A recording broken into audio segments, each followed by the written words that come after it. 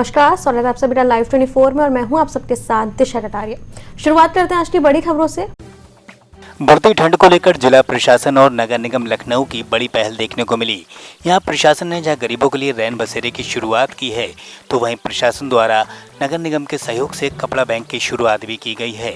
इस दौरान डीएम अभिषेक प्रकाश ने कलेक्ट्रेट मुख्यालय से इस अभियान का आगाज किया, तो इस अभियान से जुड़कर लोग बेसहारा गरीबों की मदद कर सकेंगे। तो वहीं लोगों को अपने पुराने कपड़े दान करने होंगे, जिससे गरीबों की मदद की जा सकती है।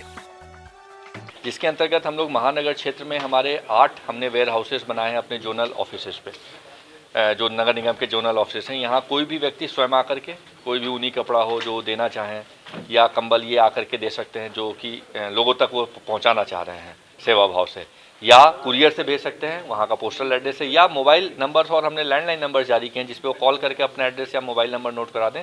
तो फ्री ऑफ द कॉस्ट हमारे जो कैरियर्स हैं वो जा के उनसे लेकर के ये कपड़ा बैंक में रखेंगे। हमारे जो 36 रैन बसेरे अभी वर्तमान में चल रहे हैं, इन रैन बसेरों पे कोई भी हमारे उसकी डिमांड आती है, कोई भी व्यक्ति वहाँ जाके लेने के लिए भी डिमांड कर सकता है। तो हाथों हाथ उनको वहाँ पर जो ज़रूरतमंद लोग हैं उनको ऊनी कपड़े हों, कंबल है, मोजे हैं, इस प्रकार की चीज़ें हैं, उनको तत्काल देते हैं। हमीरपुर डीएम और एसपी सुबह सुबह साइकिल से ही शहर का भ्रमण करने निकल पड़े। इस दौरान जहां उन्होंने ट्रैफिक व्यवस्था का जायजा लिया, तो यमुना बेतवा तटबंध में साफ सफाई को भी परखा। इसी के साथ उन्होंने यहां सुंदरीकरण के कार्यों के लिए निर्देशित भी किया, तो तमाम लोगों से तमाम विषयों पर चर्चा भी की। अधिकारियों के सौचक भ्रमण से लोगों में खलबली मच गई, तो यह चर्चा का विषय भी बन गया।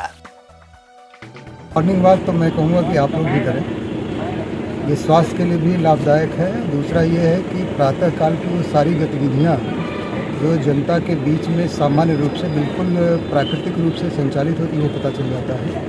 खास करके नगर में जब भ्रमण करते हैं तो साफ़ सफाई कैसी है और कूड़ा सही ढंग से इकट्ठा हो रहा है कि नहीं, कूड़ा उठ रहा है कि नहीं, कहीं ऐसा तो नहीं कि प्राइवेट लोगों को सफाई करानी पड़ रही है, उस क्षेत्र का हमारा नगर पालिका का या नगर पंचायत कर्मी सफाई नहीं कर रहा है। तो इसी सब के मद्देनज़र मैं और पुलिस अधीक्षक महोदय आज मॉर्निंग में निकले थे और हम लोगों ने जो आपका बेतवा नदी का बंधा है उस पर एक किनारे से दूसरे किनारे तक देखा।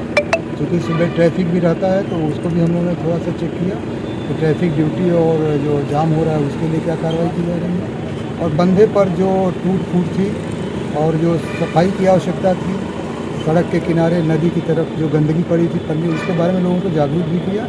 नगर पालिका कर्मचारियों को बुलाए, अध्यक्ष महोदय नगर पालिका के भी आए, उनसे भी विचार विमर्श हुआ। तो हम लोग एक अच्छी योजना बना के बेतवा बंधे की भी उसी तरह सफाई करेंगे जैसा आपका यमुना का बंधा साफ सुथरा रहता है। हमीरपुर में 108, 102 एम्बुलेंस चालकों ने अपनी मांगों को लेकर ज्ञापन सौंपा। इस दौरान बर्खास्त किए गए कर्मियों की बहाली की मांग की गई, तो साथ ही चालकों को मिनिमम बेस दिलाए जाने की बात को भी उठाया गया। बता दें कि 15 कर्मचारियों को यहाँ लापरवाही के चलते बर्खास्त किया गया था। मुख्यमंत्री को संबोधित ज्ञापन जिलाधिकारी को सौंपा गया, तो कलेक्ट्रेट पर चालकों ने प्रदर्शन किया।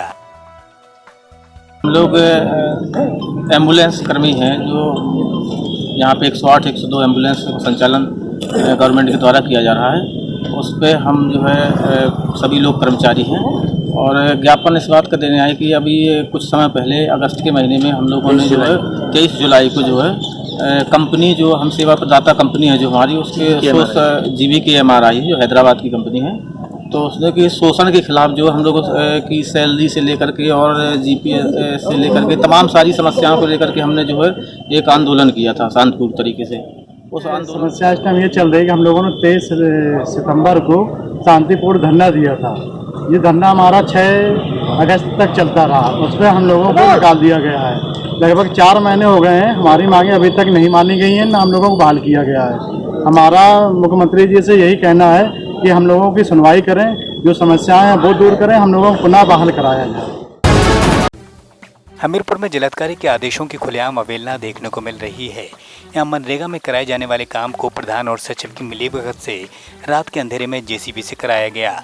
तो बता दें कि मामला मुस्करा के बसबारी का है, जहाँ प्रधान पर ग्रामीणों के गंभीर आरोप हैं, तो वहीं यहाँ हरे पेड़ों को भी कटवाया गया है, जिसकी अब शिकायत अधिकारियों से की गई है। आई बबी थी, उन्होंने कहा एक हरे जलाई चली गई है और रात में JCB चलाऊ दें और हमारे झकरा बाहरी है जितने मैं तो दे रोड में वो यानी कि ढोर आऊ से ढोर खा दें। कितनी JCB चलती हैं रात में? 2 ठैया। कौन चलवाता है जी? प्रधान। दिन में काम नहीं होता है इसका? समस्या यही है कि रात में मतलब जेसीबी चल रही है, दिन में नहीं चल रही है। तो क्या हो रहा है जेसीबी पे? जेसीबी में ये हो रहा है कि मतलब दिन में चलेंगे तो आदमी मना करेंगे, रात ही बसेला है, रात में कोई जी जेसीबी कौन चलवा रहा है? जेसीबी ये प्रधान चलवा रहा है। अच्छा, क्या काम हो रहा है जेसीबी पे? ये रोड बन रहा है, ये रोड बनता है। समस्या यही है कि जो लोग वो हैं दबंग हैं, उनके यहाँ पर रोड नहीं डल रहा है, उनके यहाँ काम रोक दिया जाता है, और जो कमज़ोर लोग हैं उनके यहाँ फसल भी बर्बाद की जाती है और उनको डराया धमकाया भी जाता है, मारा पीटा भी जाता है। क्या करें? कब से डल रहा है ये करीबन वही 6 दिन से हो गए। अच्छा, जो रोड डल रहा है कितना किलोमीटर दूरी होगी? वही 1 किलोमीटर करीब हो गया होगा। मेरे साथ इस बुलेटिन में इतना ही। देश दुनिया तमाम बड़ी खबरों के लिए देखते रहिए Live 24।